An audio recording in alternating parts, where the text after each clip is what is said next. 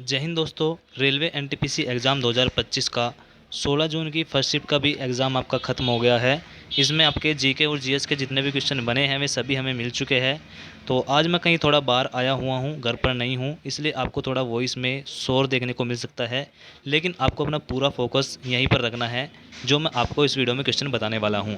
तो आप अपने क्वेश्चंस को मैच कीजिएगा। अगर आपने एग्ज़ाम दिया है या फिर आने वाली किसी भी शिफ्ट में आपका एग्ज़ाम है तो आप जो है इस वीडियो को पूरा ध्यान से सुनना, क्योंकि हर एक क्वेश्चन के साथ आपको यहाँ पर एक्स्ट्रा फैक्ट्स बताए जाएंगे। तो एक्स्ट्रा फैक्ट्स आपको आने वाली जो एनटीपीसी की शिफ्ट्स हैं उनमें बहुत ही हेल्प करेंगे।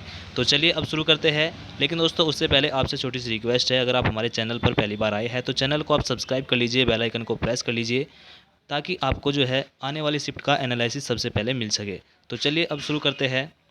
तो देखिए,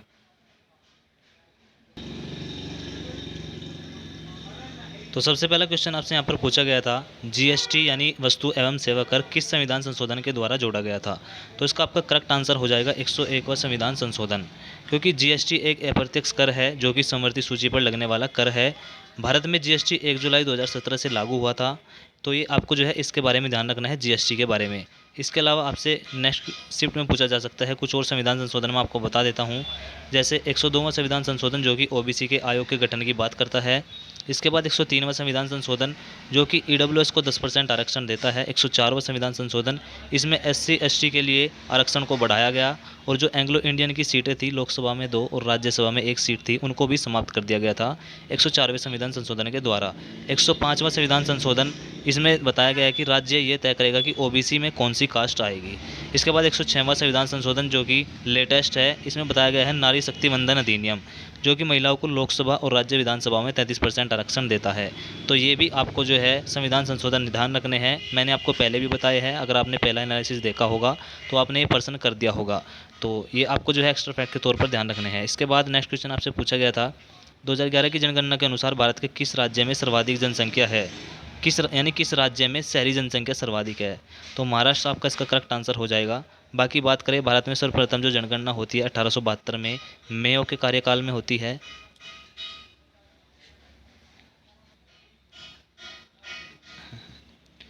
लेकिन वैज्ञानिक आधार पर जो सर्वप्रथम जनगणना हुई थी वो आपके 1881 में रिपन के समय हुई थी, ये भी आपको ध्यान रखना है।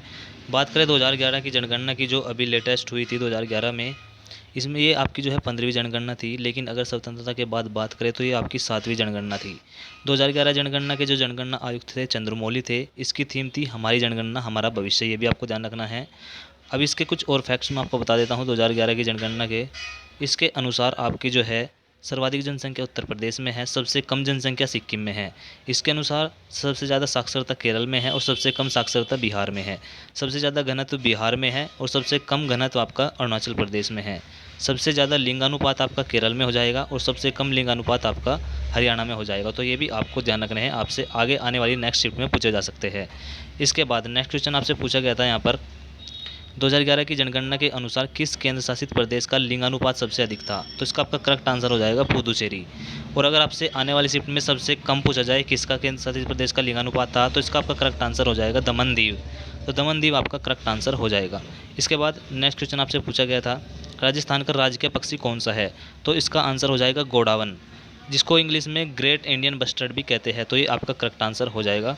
इसके बाद नेक्स्ट क्वेश्चन आपसे पूछा गया था दाब का सूत्र, यानी जो आपका प्रेशर होता है उसका सूत्र आपसे पूछा गया था। तो दाब का सूत्र हो जाएगा बल अपॉन में क्षेत्रफल, यानी एफ अपॉन में ए। इसके बाद दाब का मात्रक की बात करें तो एसआई मात्रक पास्कल है, और दाब का सूत्र, इसके अलावा आपसे पूछा जा सकता है बल का सूत्र क्या है। तो द्रव्यमान गुणा त्वरण।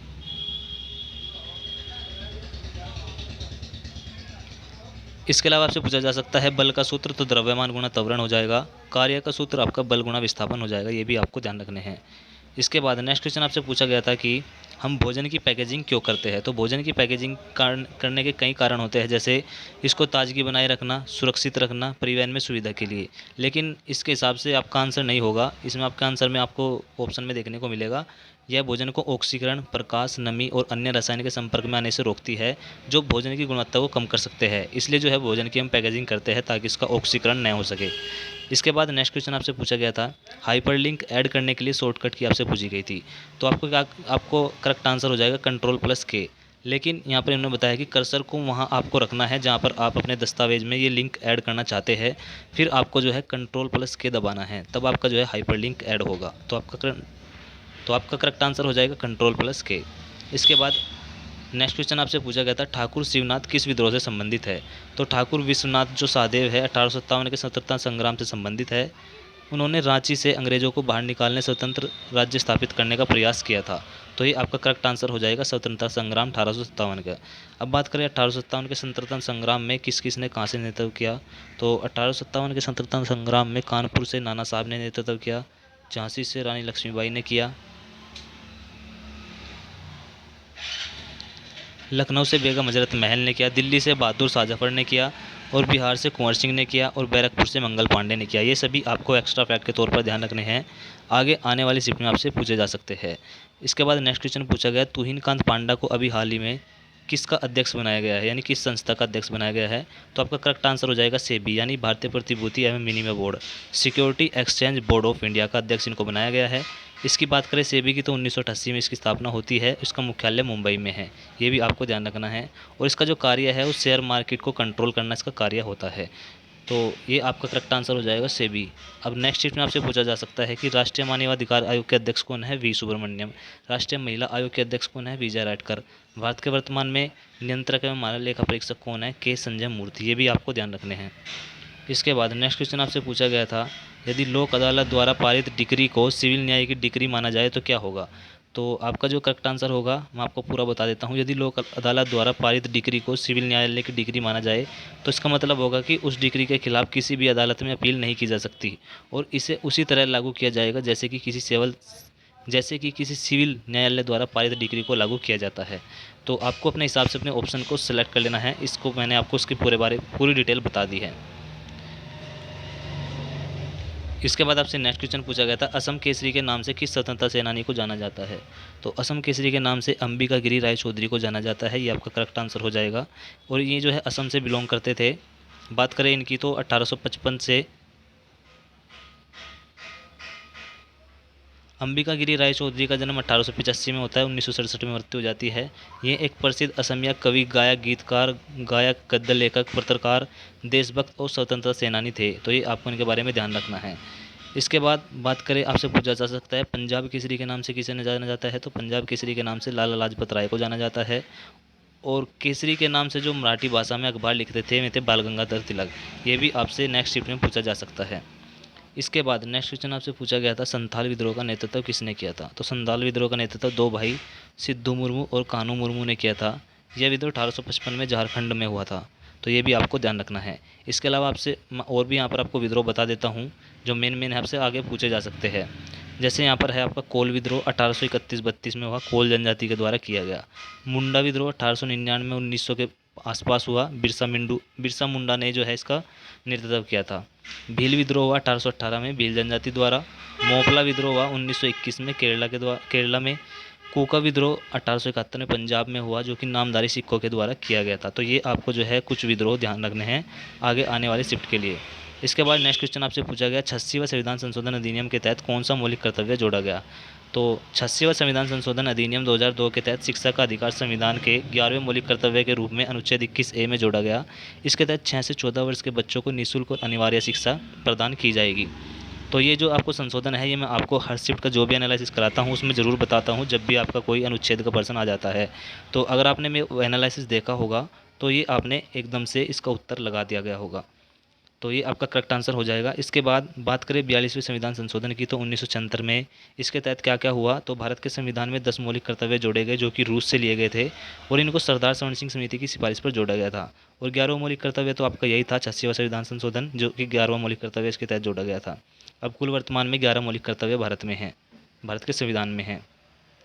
इसके बाद और क्या क्या जोड़ा गया इसके 42वें संविधान संशोधन के द्वारा, तो जोड़ा गया भारत के संविधान में समाजवाद, अखंडता और पंथनिरपेक्षता, इन 3 शब्दों को भी जोड़ा गया। ये भी आपको ध्यान रखना है।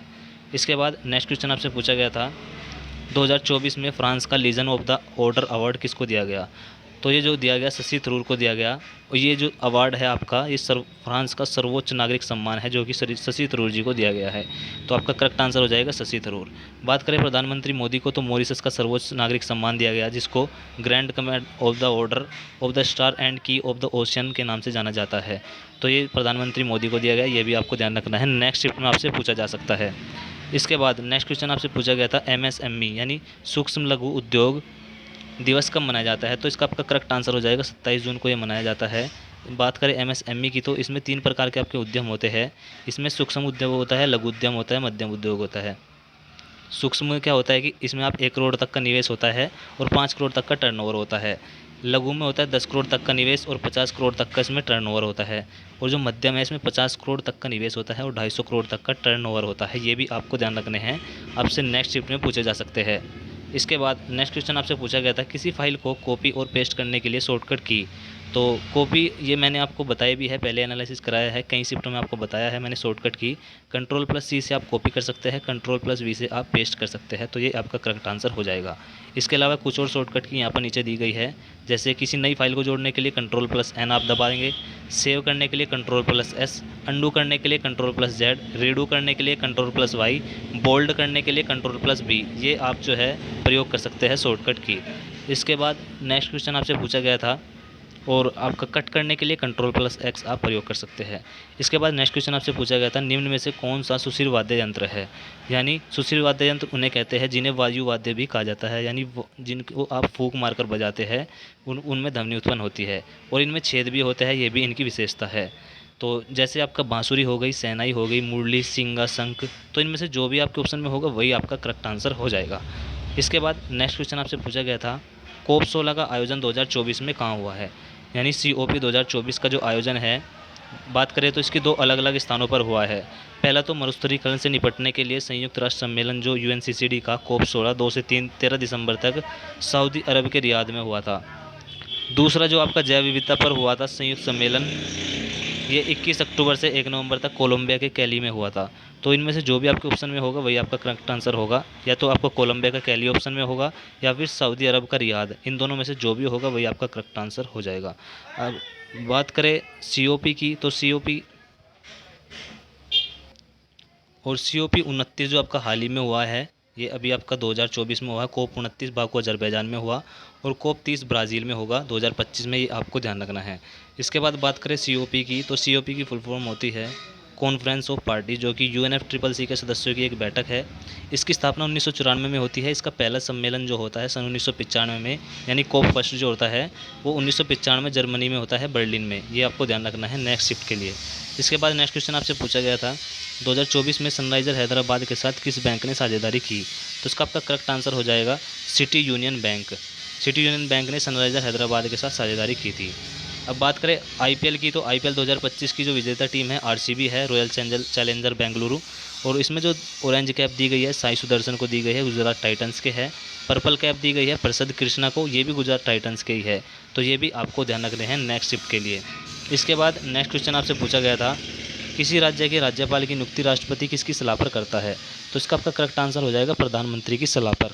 और ये जो नियुक्ति करता है प्रधानमंत्री की सलाह पर राष्ट्रपति, ये अनुच्छेद 155 के तहत करता है, ये भी आपको ध्यान रखना है। बात करें 151 अनुच्छेद की, तो इसमें बताया गया है कि राज्य का एक राज्यपाल होगा। 156 में बताया गया है राज्यपाल राष्ट्रपति के प्रसाद पर्यंत कार्य करेगा। 161 में बताया गया है राज्यपाल के समाधान की शक्ति, अनुच्छेद 161 में है। अनुच्छेद 213 में राज्यपाल द्वारा अध्यादेश जारी, ये आपका अनुच्छेद 213 में हो जाएगा। तो ये आपको राज्यपाल के कुछ अनुच्छेद याद रखने हैं। इसके बाद नेक्स्ट क्वेश्चन आपसे पूछा गया था तिमोर लिस्ते का सर्वोच्च पुरस्कार Grand Collar of the Order किस भारतीय को दिया गया। तो ये हमारी राष्ट्रपति द्रौपदी मुर्मू जी को दिया गया है, ये आपका करेक्ट आंसर हो जाएगा।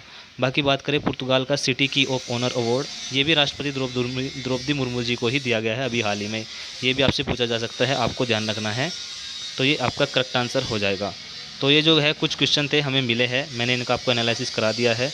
हालांकि आज थोड़ा शोर ज़रूर आ रहा होगा वीडियो में, लेकिन कोई बात नहीं, आपकी जो अगली शिफ्ट आएगी वो बिल्कुल क्लियर और वॉइस मैं, क्योंकि आज बाहर हूँ तो इसलिए यहाँ पर शोर आ रहा है। तो अगर आप ये पूरी PDF चाहते हैं तो आपको वीडियो के डिस्क्रिप्शन में टेलीग्राम का लिंक मिल जाएगा, वहाँ पर जाकर आप PDF को डाउनलोड करके दोबारा आप रिवीजन कर लीजिए एक बार इसका, अगर आपका NTPC का एग्ज़ाम है आने वाली शिफ्ट में। और तब तक के लिए आप हमारे चैनल को सब्सक्राइब कर लीजिए, जब तक मैं आपको अगली एनालिसिस की वीडियो नहीं ला देता हूँ। और जब तक आपकी अगली एनालिसिस की वीडियो आ जाती है, तब तक के लिए आप हमारे चैनल को सब्सक्राइब कर लीजिए और बेल आइकन को प्रेस कर लीजिए।